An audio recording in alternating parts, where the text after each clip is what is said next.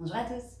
Aujourd'hui, une nouvelle vidéo sur les vecteurs où nous allons apprendre ensemble à écrire sous la forme d'un seul vecteur grâce à la relation de Chasles. Donc voici ici 8 expressions, en fait 8 calculs différents où en fait il y a des fois où je vais pouvoir réduire grâce à la relation de Chasles et d'autres fois non. Donc l'objectif c'est, si c'est possible, de l'écrire sous la forme d'un seul vecteur. Donc on a vraiment plusieurs cas différents. Petit rappel, pour l'utilisation de la relation de Chasles, il va falloir, en tout cas simplement, puisque là c'est la première vidéo sur les calculs utilisation de relation de Chasles, ça va être en fait d'avoir deux vecteurs qui sont de même signe, donc soit tous les deux positifs, soit tous les deux négatifs. Et pour pouvoir utiliser la relation de Chasles, il faut que autour de, en tout cas le plus simple, du plus, il y ait la même lettre pour pouvoir être aspiré. En gros, si jamais tu pars de chez toi et que tu vas dormir chez un ami ce soir, tu vas aller de chez toi et tu passes par un magasin, quel qu'il soit, pour acheter des chips pour ce soir. Tu pars de chez toi, tu fais un saut de puce pour aller acheter tes chips et après tu repars de l'endroit où tu as acheté tes chips pour rejoindre chez ton ami. Donc tu es parti de chez toi à ton magasin, magasin à chez ton ami. Concrètement, tu es allé chez ton ami, tu as juste fait un saut de puce au milieu. Et bien en fait, la relation de Chasles, c'est un petit peu la même chose. En fait, il va falloir que autour de mon plus, il y ait exactement la même lettre pour que le point d'arrivée du premier vecteur soit le point de départ du second vecteur, pour en fait pouvoir considérer que j'ai fait point de départ, point d'arrivée final avec un saut de puce au milieu. Les exemples sont peut-être beaucoup plus concrets. Donc là, concrètement, j'ai AE plus EF.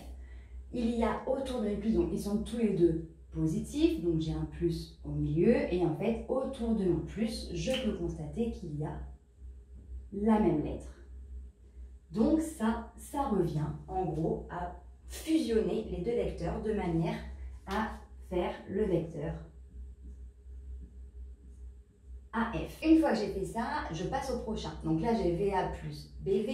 C'est pas exactement la même condition que celui d'au-dessus, parce que celui d'au-dessus sont tous les deux positifs. Et autour de mon plus, j'ai exactement la même lettre. Donc c'est très facile, il suffit de la supprimer tout simplement. Sauf que là, autour de mon plus, j'ai pas la même lettre. J'ai la lettre A ou la lettre B, mais par contre, aux extrémités, j'ai la même lettre. J'ai la lettre V ici et ici. Je peux, sans aucun souci, écrire différemment mon expression. Pour la simple et bonne raison, par exemple, 1 plus 2, ça fait 3, mais 2 plus 1, ça fait 3 aussi. Donc je peux la réécrire en mettant le dernier élément devant et le premier élément derrière, sachant que je ne change ni les signes, ni le sens de mes vecteurs. C'est-à-dire que les lettres ne s'échangent. Il faut que je conserve absolument toutes les informations. Donc là, je vais écrire en premier BV plus VA.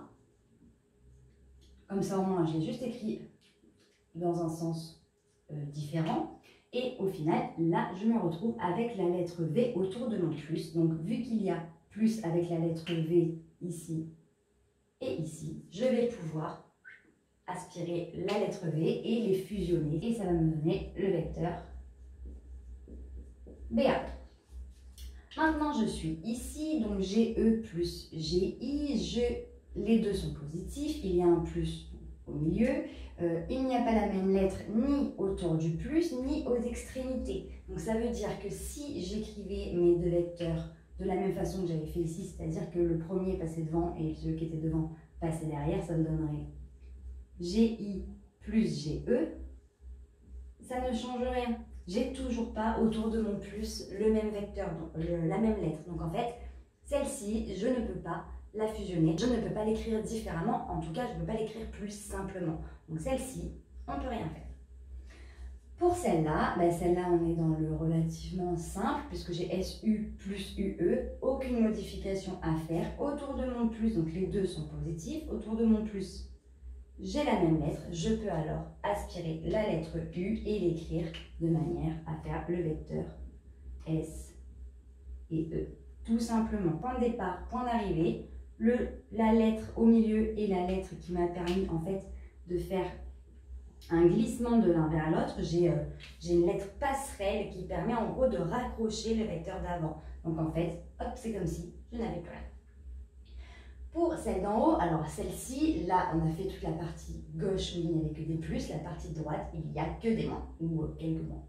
Là, j'ai FD moins GF, donc il va falloir, dans un premier temps, pour savoir qui j'ai le droit d'addition, enfin de réduire ou pas, il va falloir qu'ils soient tous les deux sous le même signe. Parce que là, bon, j'ai une soustraction, j'ai FD moins GF, mais FD est positif et GF est négatif, donc je ne peux pas les fusionner tout court. Et là, le piège numéro 1, c'est de se dire, comme ici, j'ai une lettre aux extrémités, donc je peux faire quelque chose. C'est faux, pour la simple et bonne raison que si, alors j'ai relevé que là j'ai ma lettre, je vais mettre d'une autre couleur pour que vous voyez un peu différent. Donc là j'ai bien une lettre à l'extrémité, mais du coup si je le réécris dans l'ordre de manière à ce qu'elle soit au milieu, je vais avoir moins GF plus FD. Donc là j'ai bien la même lettre autour de mon plus, mais par contre attention, c'est piégeux. Parce que moins GF, c'est la même chose que FG. Et si j'écris FG plus FD, eh bien là, je me retrouve avec aucune lettre identique autour de mon plus, donc je ne pourrai jamais l'écrire plus simplement que de cette façon. Donc, faites attention, c'est pas parce qu'il y a du coup la même lettre autour d'un plus que je peux obligatoirement réduire grâce à la relation de Shall. Il faut que les deux soient du même signe. Donc là, je me retrouve AS moins SA, j'ai le même cas, ici, où en fait, vous pourriez me dire, ben là, j'ai la lettre S, donc ça fait le vecteur AA, donc ça fait un vecteur nul. Et bien non, la première chose à faire, c'est de les mettre tous les deux sous le même signe. Donc là, je vais avoir AS plus, et du coup, pour pouvoir changer SA, donc moins SA, j'applique son opposé, donc moins SA, le vecteur moins SA, c'est la même chose que le vecteur AS, donc ça va me faire AS plus AS, donc là, je ne suis pas du tout dans la lettre identique autour de mon plus, donc du coup, fusionnable, absolument pas. En revanche, là, j'ai un AS et un deuxième AS, concrètement, ça va me faire 2 AS. Tout simplement. Là, c'est comme si j'avais un déplacement et j'applique encore une fois ce même déplacement. J'ai appliqué 2 fois le déplacement. Donc ça se fait exactement de la même façon que quand on additionnait des inconnus, par exemple des x avec des x et des y avec des y. J'ai le droit d'additionner des vecteurs, donc ils sont identiques, de même sens et les mêmes lettres dans tous les cas. Donc là, ça va me donner 2AS. Ensuite, AC moins AB.